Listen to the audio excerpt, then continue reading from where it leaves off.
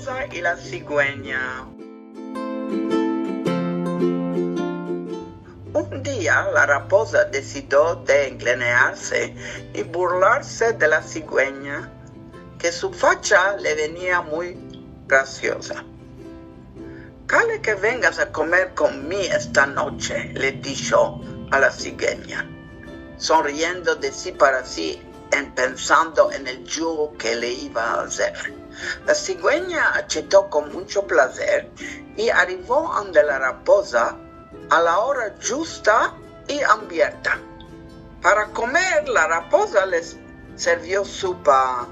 Ama le metió en un chinillano, de manera que la cigüeña no podía hacer nada más que mollar la punta de su pico largo. De esta manera, la cigüeña no podía beberse ni una tablada de la sopa. Ama, la raposa, bebía colay, y para burlarse de la cigüeña, se mostró muy contenta y harto. La cigüeña hambrienta se deranjó por el yugo.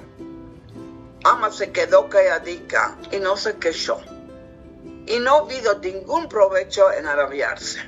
En lugar de mostrar su desdeño, poco después invitó a la raposa a comer a su casa. La raposa arribó a la hora que decidieron y la cigüeña sirvió un guisado de pescado que tenía un olor muy sabrosa. Ama el guisado lo sirvió en un jarro alto y estrecho.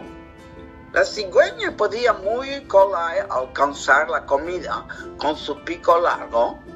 Ama la raposa no podía hacer más que chupar la boca del jarro y goler el pescado sabroso.